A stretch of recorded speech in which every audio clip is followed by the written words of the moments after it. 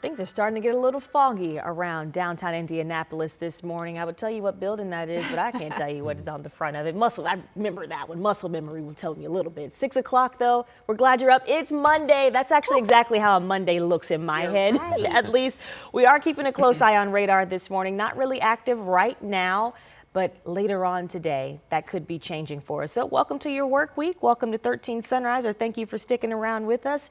And yeah, we have an active afternoon for you today. Yeah, so maybe it's like one of those days if you can stay in and maybe call in. I don't know, whatever you have to do on Julia, a Monday. you're trying to get people fired. That's right. Monday, yes. And actually today, getting out this morning, you're going to be okay, other than that fog. And I know it's kind of picking up in some areas. Yeah, I would say by about 10 o'clock the fog's done, and it's not everywhere either. Right.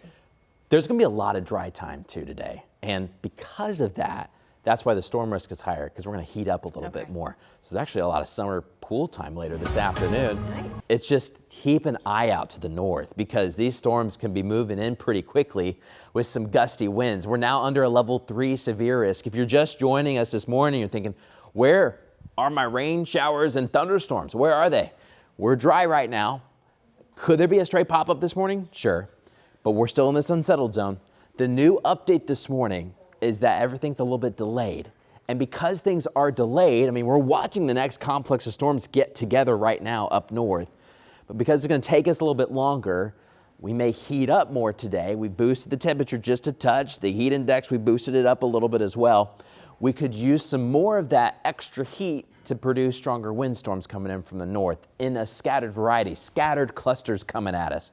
So we're all going to keep an eye out, but maybe not everyone gets the worst thing at all, but we could have some gusty windstorms. Right now, though, things are mainly dry. We're in the 60s and 70s. We do have a little bit of patchy fog, though. We're actually seeing some just on the south side of the city across Johnson County, also into Hamilton and Boone counties this morning, some fog. It's a lot thicker once you get up north and west to Putnam, Montgomery, and Lafayette. They're around Tippecanoe counties this morning. Also south and east Greensburg to Connersville and Richmond, we have some of that fog, too.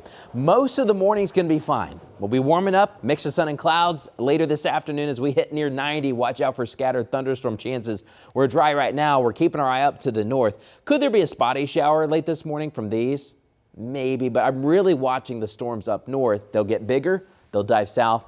They'll likely be here in a scattered variety later this afternoon and evening. But at least this morning, the pavement is dry. Lindsay?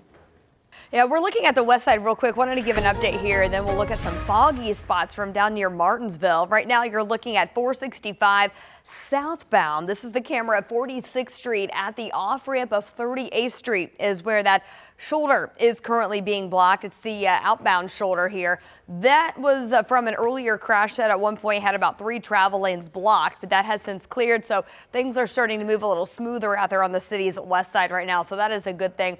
Want to show you though where this is located. Again, this is the junction with 465 and 38th Street. It's the southbound direction that's being impacted by that. So just a heads up. Also have our fog fired up for our traffic maps this morning. I want to take you down the 69 corridor where we are seeing some improvements, but still a little haze out there in the sky.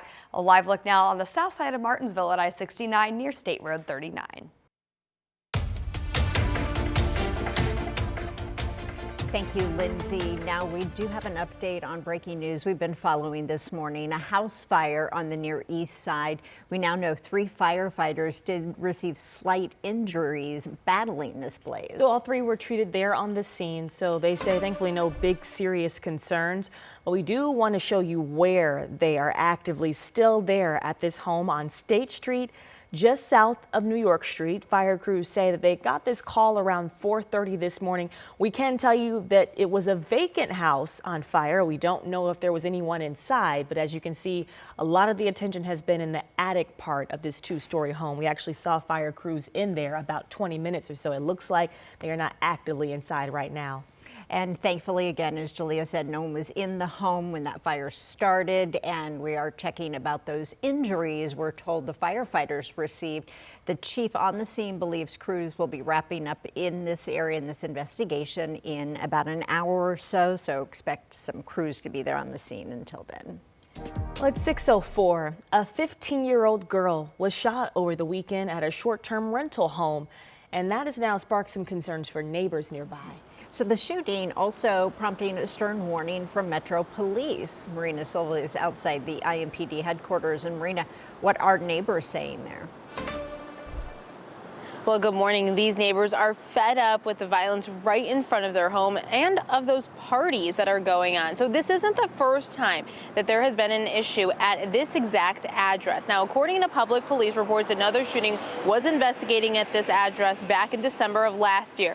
The shooting happened around 11:45 Saturday night. Now, neighbors say they heard a large gathering and police were already trying to clear the area before the gunshots rang out. One person was hit, a 15-year-old girl. Now, for neighbors like David Washburn, it's the fact that violence was in his neighborhood that's really concerning to him. It's concerning that violence like that or like a dangerous experience like that could happen so close to where I'm living. Now, at last check, that 15-year-old girl is alive. Police did list her in stable condition. Now, we checked the online short-term registry for the city. This address is not listed on there before the weekend. Now, coming up at 6:30, I told you how this wasn't the first time that something has happened there. So we're looking into the circumstances surrounding that shooting that happened in December and the one that happened over the weekend. Ladies? Okay. All right, we'll check back in with you soon, Marina. Thank you. Well, another shooting around 5 o'clock yesterday morning put another teen in the hospital. Metro Police believe someone shot the 17-year-old girl near North State Avenue and East Washington Street. Now, she was able to walk into IU Methodist for treatment on her own.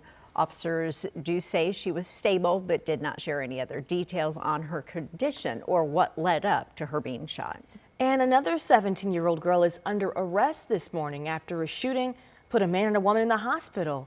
This happened around 1:30 a.m. Sunday near 34th and Central Avenue. It's where investigators say it looked like two large groups were gathering near a church and an apartment building at the time. Metro Police said that church leaders were not aware of a gathering in their parking lot. It has been 9 years today since Southport Police Lieutenant Aaron Allen was killed in the line of duty. Friends and family reflected on his legacy at his annual memorial blood drive. Kelly Lichter joins us now with a message from his family. Good morning. Good morning. There hasn't been a day that goes by where Jim Allen doesn't think about his son, but he gets to see him live on through this blood drive. Allen was shot and killed in the line of duty on this day in 2017 while responding to a crash. Almost every year since, Southport PD has held a blood drive to support low blood supplies in the state. Allen says this is Southport standing up for a man who stood up for them. For him, the people who come year after year to donate blood are a reflection of his son's legacy of service. This isn't being reserved for IMPD, Marion County, ISP. No, this is a community donating back to the community in honor of a servant of that community. A judge found Jason Brown guilty of Allen's murder in 2022. He was sentenced to 58 years in prison. Yeah, just such a hard thing for the police family, but also his own family. Thank you, Kelly. Your time is 6:08. This morning, IMPD is trying to find the mother of a newborn that was found abandoned in Indianapolis. Metro Police tell us that baby is in the hospital right now and is stable, but they say they don't know what happened and they need to find the mom. Police tell us they did find the newborn in this tree line near a trail in a Far East Side neighborhood near 38th and German Church. This was around 11:30 Friday night. Detectives are concerned about the mother, who they say may need medical attention. So they're asking anyone who might know what happened to get in touch with IMPD.